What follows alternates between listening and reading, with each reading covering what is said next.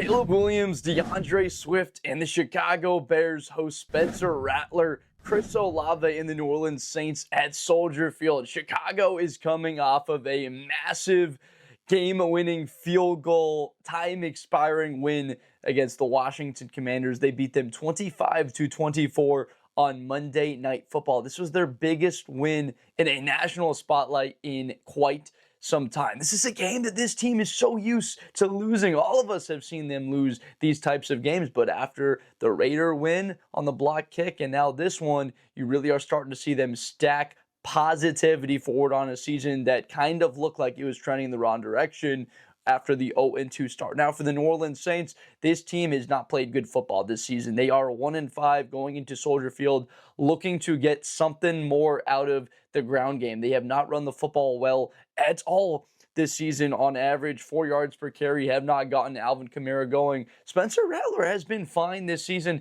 hasn't turned the football over that much. He's had a lot of consistency with his wide receivers, Rashid Shaheed and Chris Olave. They've been fantastic for him. But outside of that, the tight end, Juwan Johnson, has also been very nice for New Orleans. This is going to be a Chicago Bears secondary that will be tested in this game. Of course, this is a Chicago defense that came up with massive plays in some big moments. They had the takeaway on the Commanders' first possession of the game, the interception by Jaquan Brisker in the red zone. They ended up scoring on that ensuing possession to take a 6-0 lead. The Commanders' next possession, right? The fumble in the backfield, Montez Sweat with the strip of Ja'Cory Krosky-Merritt, at least to a Chicago touchdown. The Caleb Williams run, DeAndre Swift on the lead block. Now, something interesting about the Chicago Bears and to look forward in this game of how they run the football, well, they ran the football to the weak side of the formation. That's the side opposite of the tight end. Now, you might be saying, isn't there sometimes two tight ends on the field?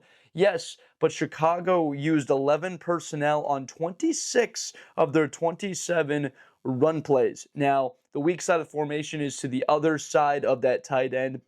And so on plays where they ran to the side opposite of the tight end, it was 20 times, 129 yards, and the touchdown, whereas on the 6 times to the strong side, that is the side of the tight end of what will be Cole Kmet or Colston Loveland in 11 personnel, 1 running back, 1 tight end, only 6 carries for 18 yards, so a lot less productivity going over there. You would think it might not be that way in some cases because the tight end can be another added blocker in the run game. I like that Chicago went to the quarterback run down there in the red zone with Caleb because there's a BYOB, be your own blocker down there in the red zone for quarterbacks. And you get the extra blocker as you had DeAndre Swift leading the way for his quarterback. Now, Chicago, this culture that Ben Johnson brought in the offseason was one that is going to attack. Chicago has scored over 20 points in every game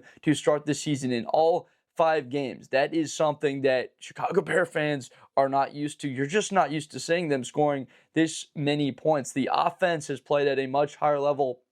There is a bit of concerns. We'll talk about the injuries in this one more on the Chicago defensive side. Of course, no Jalen Johnson. If you're a New Orleans Saints fan, you know about Jalen Johnson.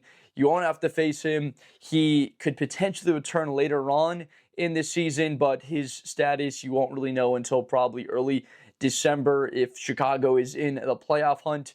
They didn't have Grady Jarrett against Washington, but you have to give this team a ton of credit because they were great stopping the run against what had been the top offense in the National Football League through 5 weeks in total yards and the number 2 rush defense in the NFL. And the Bears were able to really limit Ja'Cory Krosky-Merritt. They were a bit more susceptible to the quarterback run, like just about everybody is against Jaden Daniels. 31 carries for 124 for Washington. That is only 4 yards a carry.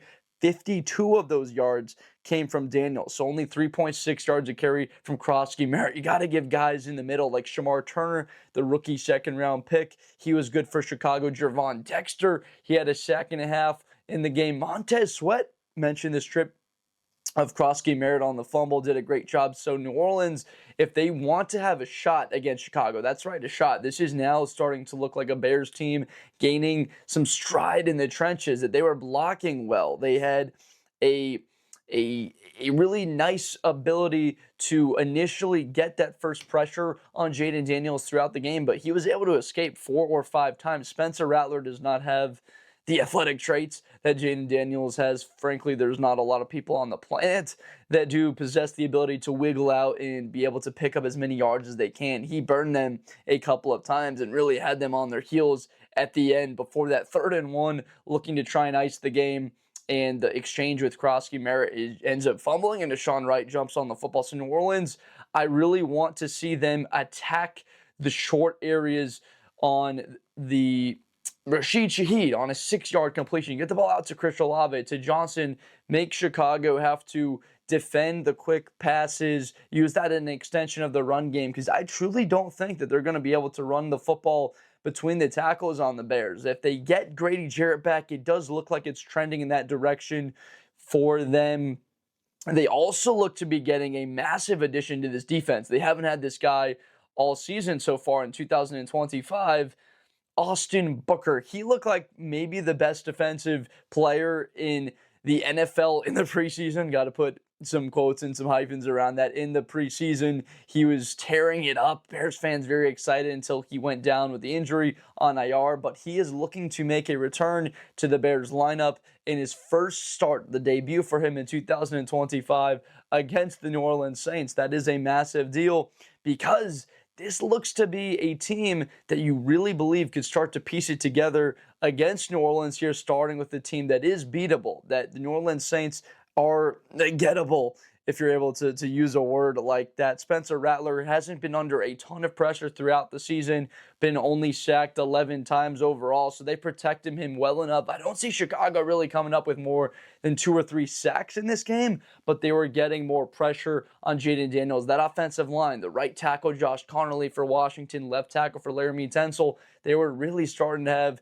trouble holding the Bears back in that 4th quarter. They were really honing in. Pressure coming down from the edges. Odunze playing well. TJ Edwards coming back when he went down against Detroit. He missed week 1 against Minnesota, so having him out there in blitz areas, and Tremaine Edmonds did a very good job in the middle. He had a 10 sacks. Would have been the best game in NFL history. 10 tackles in the game against Washington, all over the place.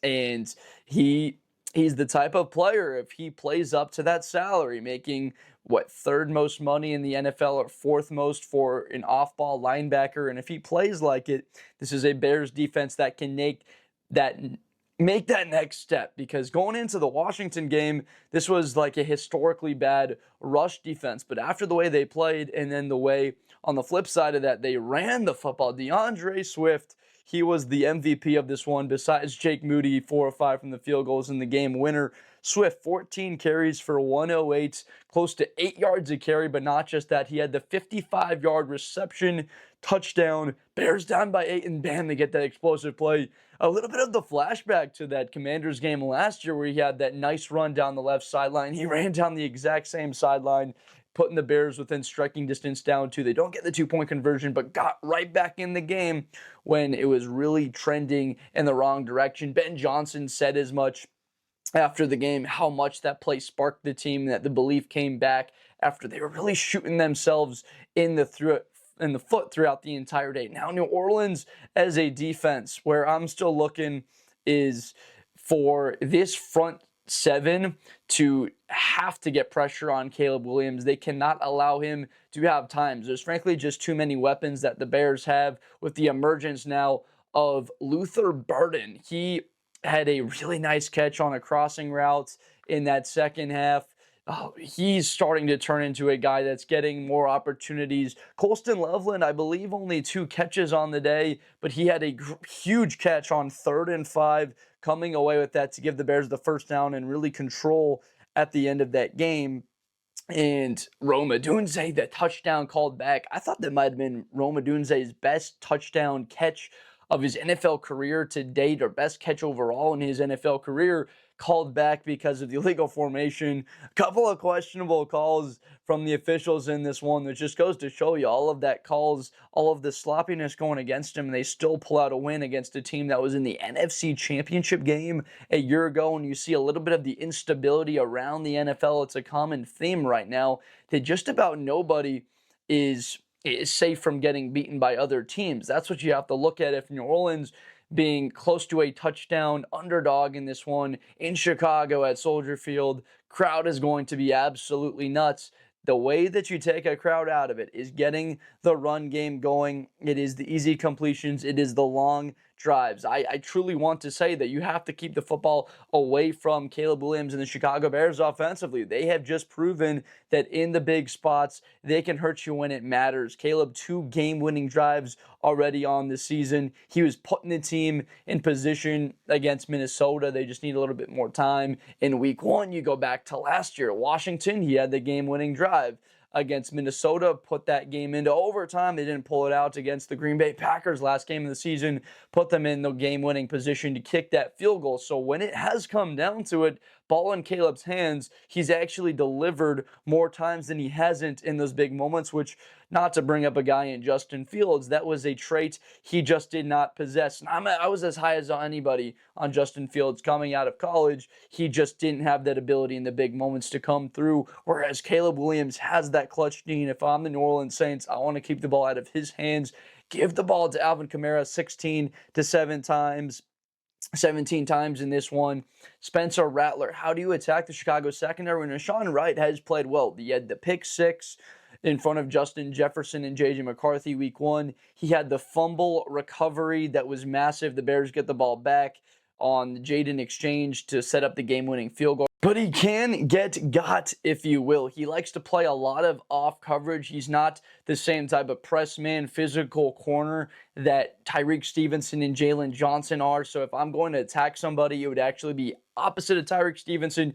Go at him. Kyler Gordon gave up a reception touchdown to Chris Moore. It was a great throw from Jaden, an unbelievable catch in the end zone. That was Washington's first touchdown of the game. What can you really do in that spot? I just thought it was a beautiful pass. Kyler Gordon, for my money, is a top 3 nickelback. That's a slot corner that you bring in nickel or dime packages for sure if you're bringing 6 defensive backs onto the field. He's a very physical player. You could see a little bit of his presence injecting some life into that Bears defensive unit. The same for TJ Edwards. Just imagine they get a bursty edge rusher in Austin Booker back. They get the veteran and Grady Jarrett to rotate him in the interior with Javon Dexter and Shamar Turner, Andrew Billings, the run stuffer. This is a team starting to really come together as a defensive unit, especially in the big moments. Are they allowing teams only 10, 12 points on the day and just swarming them? No, but they are coming up with stops when they need them the most. They held the Raiders to 3 before they go on the touchdown drive to give them the lead against the Raiders. And then this past week, they are able to get the takeaway against Washington. I really think that Chicago, with what it sets up with, you've got New Orleans. After that, it is a Baltimore team that's been very banged up. That's not the same Baltimore Ravens. I mean, the record tells the whole story, 1-5. After that, Cincinnati on the road. But are you kidding me?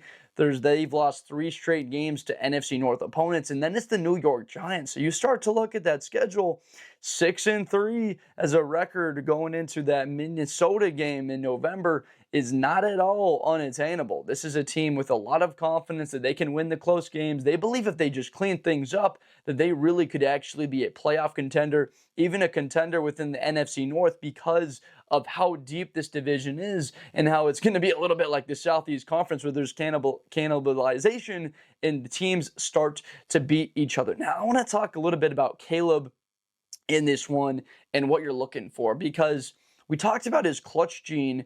He just needs to be a little bit more consistent. There was a major sequence in the first half where he underthrew DeAndre Swift, and Swift was looking to gain maybe 5-6 yards, and he wound up only getting a yard because Caleb kind of short-armed it. It was a little bit soft, and Quinn challenged the play for a yard, and the Bears went for it I want to say on 4th and 1, didn't pick it up. They decided to throw the football. So there's a sequence there that was really important when they were up 13-7.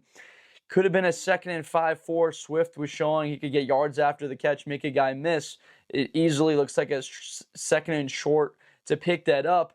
And then on the 4th and 1, I just thought the way that they had been moving the line of scrimmage in their favor, running the football well at that point, over 5 yards a carry. Roschon Johnson behind Caleb out of the under center, 11 personnel, that they would just run the ball up the middle, say, hey, we're just better than you guys right now in this game. We're going to pick up that yard. Instead, they go play action, and he's looking, I believe, for Luther Burden.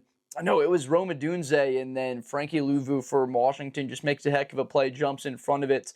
Bears fortunate that that wasn't intercepted. There was another play in the second half on the sequence, actually, where the Rome touchdown was taken away. Caleb almost threw an interception down there inside the 5-yard line. Really should have been picked. So he was fortunate that that one wasn't. He took a sack right after that in that sequence before the field goal was made by Moody, but the field goal was 7-8 yards harder because he took the sack. So there's a number of things that absolutely have to be cleaned up defensively. There's 2 roughing the passer calls. You go low from Jaquan Brisker on Jaden, and then there's Montez Sweat with the hand to the face. So you clean a lot of this up. It's just starting to look like a Chicago team that truly does have something working with the momentum on defense. 3 takeaways. I believe they had 4 the week before, and the offense is starting to look like this is a top 10-12 unit with the way that they're scoring points so far in the 2025 season. It's no fluke now. You score over 20 points each of the first 5 games. They're expecting to do that against New Orleans in week 7. Can't believe that it's already week 7. I'm curious what you have to think about New Orleans. How would you attack the Chicago Bears defense? Because they've got athletes in Sweat and Odangbo on the edge. I really believe that this is a team susceptible to more of those edge runs. Kamara doesn't have quite the burst that he used to. Still a very dynamic runner, especially catching the ball out of the backfield. I thought that Washington might go to a couple more screens in this game. Deebo Samuel, not whatsoever a factor. Remember, there's no Terry McLaurin.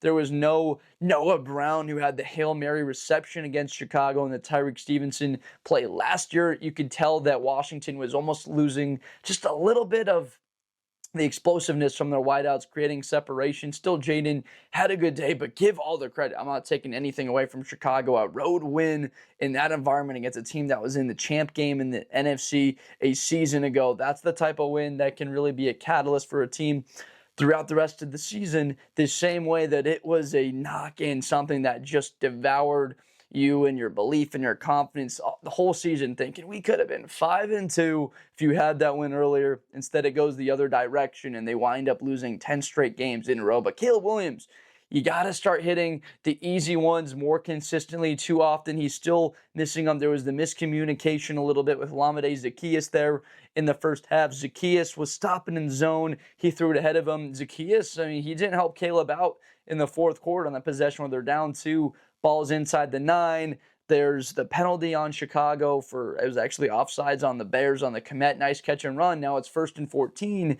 Zaccheaus could have caught that ball and gone to the house. He could have picked up 35 yards and been a spark for that offense, and he just flat out dropped it. So that was another mistake. So you point to all of those mistakes in a Bears win against a good Commanders team, and you can't say Washington, if they didn't have all of those players. I know the Chicago Bears are still playing without their best player on this roster in Jalen Johnson, a top 4 cornerback in the NFL. So playing without him, you're playing handcuffed throughout the rest of the season until he's back out there on the field. This Bears team does not feel sorry for anybody with the injuries that they've had to deal with. Even that scare with DJ Moore taking away an ambulance after this game. He was kept in Washington.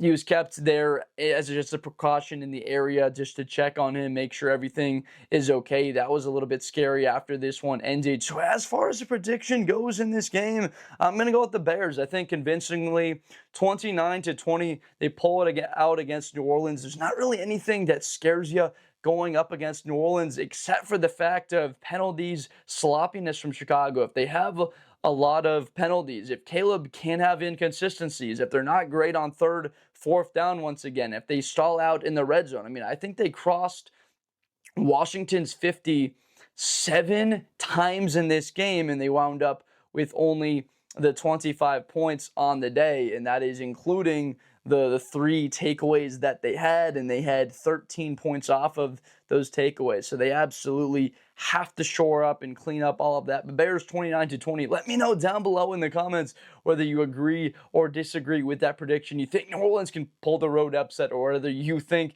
that the Chicago Bears can come out with a win and move to 4-2 on the season. That would be crazy after the way that they looked starting off the year 0-2. Thank you so much. I make NFL and college content every day with Blitz, with Blender. It's so awesome to break these down and get into the middle part of the season where all these matchups start to shake out and have a lot more weight to them. I appreciate you so much for watching. If you enjoyed, please subscribe for more content in the future, and I will see you next time. Thank you.